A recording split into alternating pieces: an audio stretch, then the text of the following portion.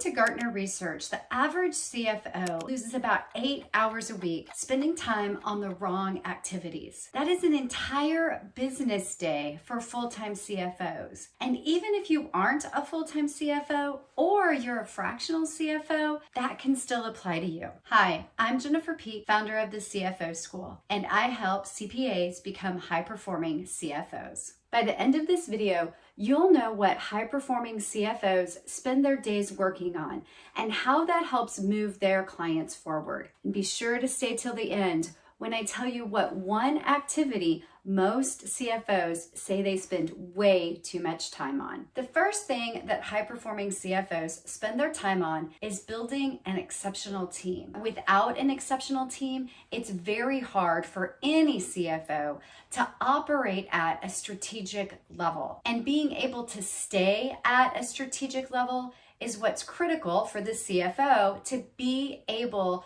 to perform exceptionally, not just for themselves, but really for the companies that they're adding value to. Now, I will be the first to tell you that it is not the easiest thing to do to build an exceptional team, but there are a couple of things to keep in mind. First is you are hiring experts to do a job and to be a part of a CFO team. You're not hiring somebody to replace you. You're hiring somebody who's really good at the detail level work that's going to support the company, the team, and you as the CFO. The second value-added activity that CFOs spend their time on is doing weekly and monthly reports in plain English. And doing may not be quite the right word, but what they are doing is presenting. They're communicating with an audience that in most cases is not another CFO or even anybody in the finance department. They are talking to executive management, their CEO, members of the mid-level management team. All of those people have a basis of understanding of the operations of the company, and the CFO's job is to then translate those operational results into financial results and communicate them to that audience in plain English. The other people in the room are the ones who are going to be able to take the most action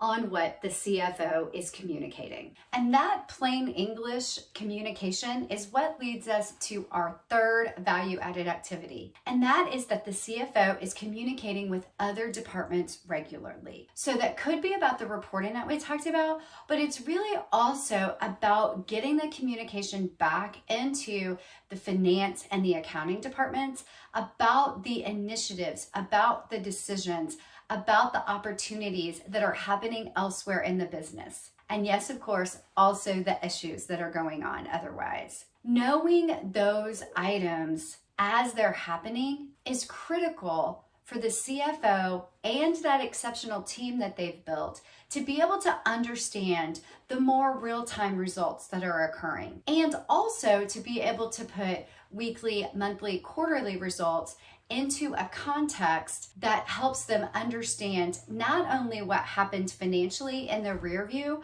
but then also how to apply that information to what is coming down the road. This is what CFOs say they spend too much time on: accounting and financial reporting. Some of that probably goes back to not being able to build the exceptional team or having it fully in place. The other thing that can easily happen is that there is a disconnect between the way the financial data is accumulated. So if there's not a lot of systems and processes and standardization in the rest of the company or even within the financial elements, CFOs can end up spending a lot of time just trying to get all of the pieces to fit together. And the last reason is probably because they don't have those regular meetings with the other departments, or they're not communicating the weekly and monthly reporting on a regular basis. That means they're sort of in this silo, and when the information comes in, they're forced to really have to dig way down into the details details